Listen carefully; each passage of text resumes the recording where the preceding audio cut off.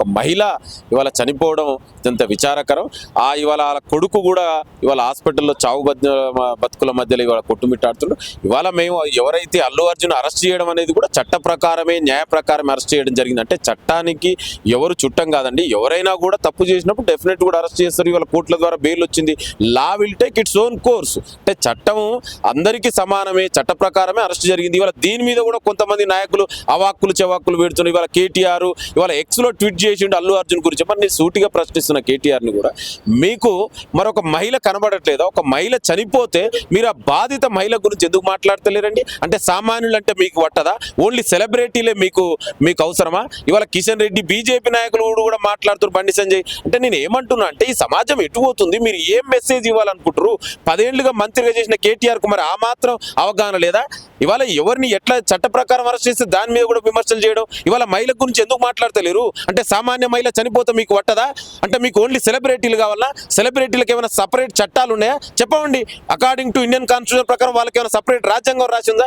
ఏం మాట్లాడతారండి? ఇవాళ ప్రజాప్రభుత్వం దాని మీద కూడా ప్రభుత్వానికి, ముఖ్యమంత్రికి లింక్ పెట్టి మాట్లాడతారు. సరే, వాళ్ళు మాట్లాడలేదన్న. ఇప్పుడు ఇది సంఘటన జరిగే 11 రోజులు అయితే 11 రోజుల నుంచి మరి కాంగ్రెస్ నాయకులు ఎవరు మాట్లాడారు?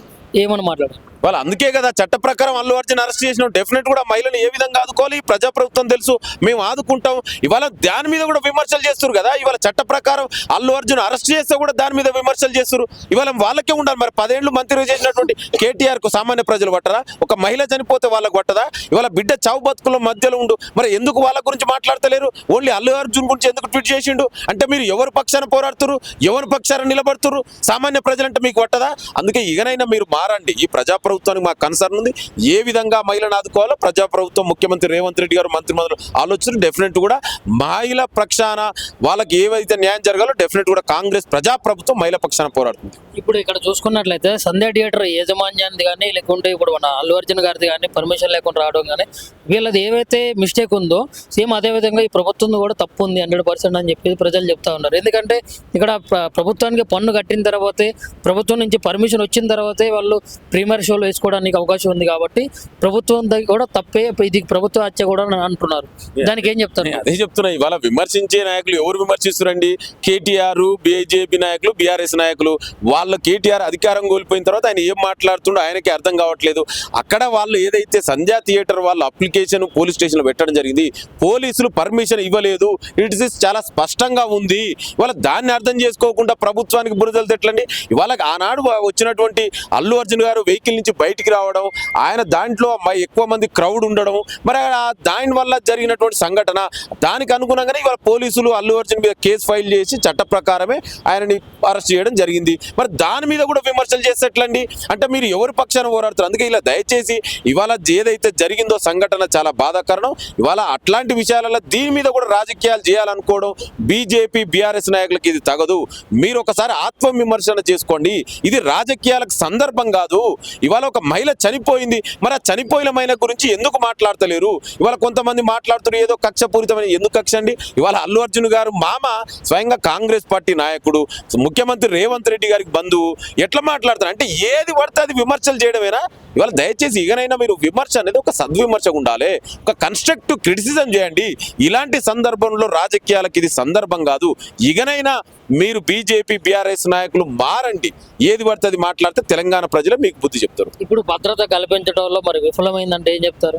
అంటే ఇప్పుడు అట్లాంటి పెద్ద సినిమాలు రిలీజ్ అయ్యేటప్పుడు భారీ సంఖ్యలో అభిమానులు వస్తూ ఉంటారు, చాలా మంది సెలబ్రిటీస్ కూడా అక్కడ చూడడానికి వస్తూ ఉంటారు. మరి అట్లాంటి సమయంలో ఇప్పుడు మన ప్రభుత్వం కూడా ఆలోచించి ఇప్పుడు నిర్ణయం అనేది ఒక భద్రత ఎక్కువ కల్పించే ఉద్దేశం అనేది చేయాలి కదా. అట్లాంటి ఎందుకు చేయలేదు? భద్రత చేసిరండి. మనం అర్థం చేసుకోవాల్సింది ఏంటంటే అల్లు అర్జున్ గారికి వస్తున్నది ఇక్కడ పర్మిషన్ పోలీసులు ఇవ్వలేదండి. ఇవ్వనప్పుడు ఎట్లా వస్తారు? వచ్చి సర్లే ఆయన వచ్చి సినిమా చూసుకొని పోయినా కూడా అందరి లెక్క బాగానే ఉండదు. కానీ బయటికి ఎప్పుడైతే వచ్చి వెహికల్ నుంచి బయటకు వచ్చి చెయ్యి ఊపడం మొదలు పెట్టిన తర్వాత క్రౌడ్ వచ్చింది దాన్ని కదా, అది పర్మిషన్ అయినప్పుడు ఎట్లా వస్తారండి? వచ్చినా కూడా సైలెంట్ గా సినిమా చూసిపోతే జరిగేది కాదు కదా. ఇవాళ జరిగిన సంఘటన గురించి మర్చిపోయి, చనిపోయిన మహిళ గురించి మర్చిపోయి, ఆ బిడ్డ చావు బతుకులు దాని గురించి, ఆ విషయాన్ని గురించి మర్చిపోయి ఇవాళ అల్లు అర్జున్ కూడా మాట్లాడడం ఎంత విడ్డూరంగా ఉందండి. అంటే ఏం జరిగిందండి? ఇవాళ కేటీఆర్, బీజేపీ నాయకులు అందరూ కూడా బీఆర్ఎస్ నాయకులు మాట్లాడుతున్నారు. మరి ఆ బాధిత పక్షాన్ని కూడా మాట్లాడండి. ఆ పిల్ల ఇవాళ అబ్బాయి వాళ్ళ చావు బతుకుల మధ్య మరి ఎందుకు అతని గురించి మాట్లాడతలేరు? రేపు ఆ బిడ్డ లేచి మా తల్లి ఏదని అడుగుతుంది, దానికి సమాధానం ఏం చెప్తారు? ఆ విషయాన్ని గురించి గురించి ఎందుకంటే మాట్లాడతారా? దయచేసి విమర్శలు కూడా ఏది పడుతుంది మాట్లాడకండి. ఇవాళ ప్రజాప్రభుత్వం ఇవాళ ఫ్యామిలీని ఏ విధంగా ఆదుకోవాలో మాకు తెలుసు, డెఫినెట్ కూడా ఆదుకుంటాం. ఇకనైనా ఇట్లాంటి విషయాల మీద మీరు రాజకీయాలు మానండి. ఇది సందర్భం కాదు. ఎలక్షన్ వచ్చినప్పుడు మీరు రాజకీయాలు చేయండి. ఏది పడుతుంది మాట్లాడితే తెలంగాణ ప్రజలు మీకు బుద్ధి చెప్తారు. ఇకనైనా మీరు మాట్లాడండి. కేటీఆర్ ఇప్పుడు ప్రభుత్వం ఆదుకుంటుంది అని చెప్తున్నారు. ఏ రకంగా ఆదుకుంటే నాకు అర్థం కాలేదు సార్. డెఫినెట్ కూడా ఆదుకుంటది. మీరు వెయిట్ చేయండి.